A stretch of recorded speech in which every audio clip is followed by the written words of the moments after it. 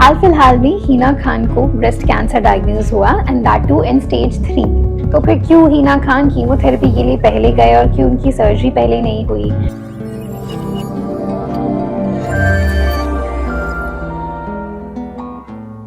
नमस्कार, मैं हूं doctor Sandhya Gupta. I am a breast onco surgeon. हाल फिलहाल में हिना खान को ब्रेस्ट कैंसर डायग्नोज हुआ and that too in stage 3। तो आजकल वो कीमोथेरेपी सेशंस अंडरटेक कर रहे हैं। तो आप सब जानते हैं ब्रेस्ट कैंसर में जनरली लोगों के दिमाग में यही मिथ्या है कि सर्जरी से स्टार्ट किया जाता है ट्रीटमेंट। तो फिर क्यों हिना खान कीमोथेरेपी के लिए पहले गए और क्यों उनकी सर्जरी पहले नहीं हुई? जब छवि मित्तल को डायग्नोज हुआ था तब उनकी पहले सर्जरी हुई थी बट उनकी कीमोथेरेपी बाद में हुई थी, लेकिन हिना खान की पहले कीमो हो रही है एंड सर्जरी बाद में। तो आपके मन में डाउट आता होगा कि इस तरह से क्यों ट्रीटमेंट चेंज हो रहा है कैंसर का। तो देखिए, ये डिफरेंस आता है स्टेज के according. Chhavi Mittal was a earlier stage 2 cancer, but Hina Khan is a stage 3 cancer. Stage 3 cancer को हम स्टेज 3 कैंसर क्यों कहते हैं? पहली बात, इसमें ज्यादा बड़ा ट्यूमर होता है। कैंसर की जो गांठ है वो ज्यादा बड़ी होती है, बगल की गिल्टियां ज्यादा इन्वॉल्व होती हैं, जो ब्रेस्ट के ऊपर का स्किन है उसका इन्वॉल्वमेंट हो सकता है, ब्रेस्ट के पीछे जो मांसपेशियां हैं उनका इन्वॉल्वमेंट हो सकता है। इन सब चीजों को देखते हुए उसे स्टेज 3 कैंसर कहा जाता है। और इसमें जब हम ट्रीटमेंट स्टार्ट करते हैं तो पहले कीमोथेरेपी से करते हैं, जिसे हम upfront chemotherapy, neoadjuvant chemotherapy, primary chemotherapy, ये सब नामों से एड्रेस कर सकते हैं। सो इस कीमोथेरेपी को पहले करने का क्या एडवांटेज है? तो इससे एक तो जो ब्रेस्ट की गांठ है उसका साइज श्रिंक हो जाता है। तो जब हम सर्जरी करने की प्लानिंग करते हैं तो अगर गांठ का साइज बहुत बड़ा है तो हो सकता है हम सर्जरी करके ब्रेस्ट को ना बचा पाए, लेकिन अगर ब्रेस्ट का गांठ छोटा हो गया है कीमोथेरेपी के बाद तो हम सर्जरी करके पूरी ब्रेस्ट की गांठ को निकाल सकते हैं और साथ साथ ब्रेस्ट को बचा भी सकते हैं। दूसरा फायदा ये होता है कि जो कैंसर है जो शरीर में फैला हुआ है वो खत्म होकर के केवल ब्रेस्ट में ही रह जाता है और सर्जरी करके हम पूरे कैंसर को रिमूव कर सकते हैं।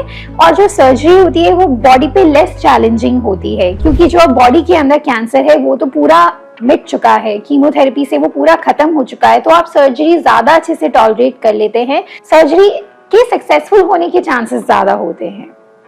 और थर्ड कारण ये है कि जो बगल की गिल्टियां हैं उन्हें भी हम कीमोथेरेपी करके छोटा कर सकते हैं, यानी कभी कभी तो उनमें से कैंसर पूरी तरह से पिघल के खत्म ही हो जाता है। तो उस केस में हमें गिल्टियां निकालने की जरूरत भी नहीं होती, और अगर कुछ गिल्टियों में रह भी जाता है कैंसर तो वो बहुत इजीली निकल आती हैं, उसमें बहुत कोई बड़ी सर्जरी करने की जरूरत नहीं पड़ती है।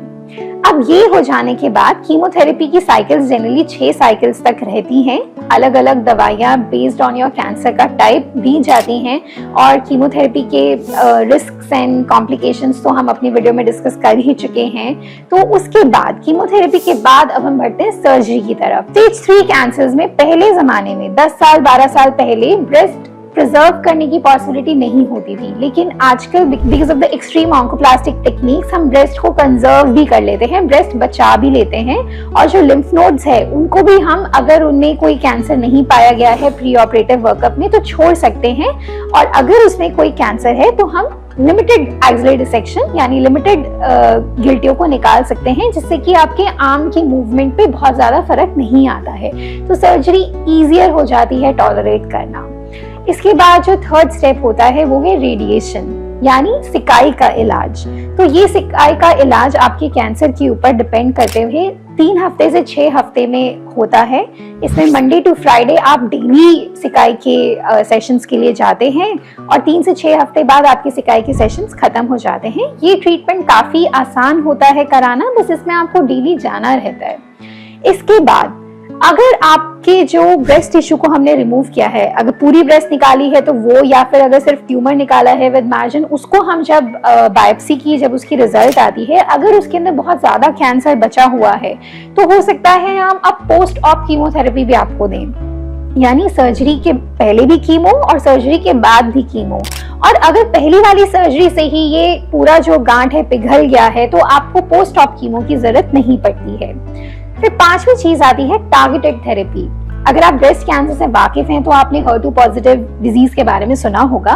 तो अगर आपका कैंसर HER2 पॉजिटिव है तो आपको टारगेटेड थेरेपी यानी ट्रस्टोजुमैब के इंजेक्शन साल में पूरे साल भर तक लगते हैं, 3-3 हफ्ते के गैप में। फाइनली आता है हार्मोन ट्रीटमेंट, यानी कि अगर आपका ब्रेस्ट कैंसर हार्मोन पॉजिटिव है, ER/PR पॉजिटिव है, तो आपको एक हार्मोन की गोली चलाई जाती है अप टू 5 to 10 ईयर्स। तो इससे आपके ब्रेस्ट कैंसर के रिस्क पे काफी अच्छा कंट्रोल रहता है। और जब हम बात कर रहे हैं हिना खान की, तो उनकी एज कम है, she is a young patient with breast cancer. तो ऐसे केसेस में आपके ओवरी को भी सप्रेस करना रहता है। जब एज आपकी मेनोपॉज के बिल्कुल पास हो, यानी आप 40s 45s में हैं, तब आप ये जो ओवरी का सप्रेशन है ये सर्जिकली भी कर सकते हैं। तो ये परमानेंट सप्रेशन होता है, इसमें आपके ओवरीज को निकाल दिया जाता है। लेकिन अगर आप थोड़े यंग एज के हैं, जैसे 3rd डेकेड में आप हैं, आपकी एज है, आप थोड़े से यंगर पेशेंट है, आप अपनी फर्टिलिटी प्रिजर्व करना चाहेंगे, आप चाहेंगे कि आपके पास ऑप्शन रहे बच्चों को पैदा करने का कैंसर की ट्रीटमेंट खत्म होने के बाद,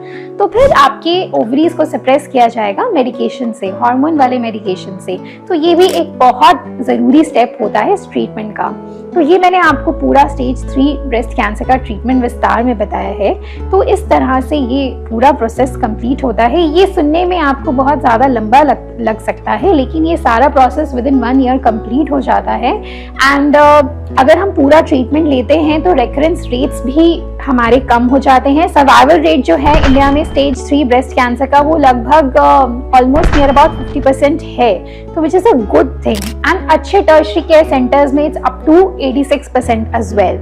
So if you are getting yourself treated in a good tertiary care center, survival rate बढ़ जाता है and chances of recurrence comes down. So to watch more such informative videos, please subscribe to our channel. Thank you.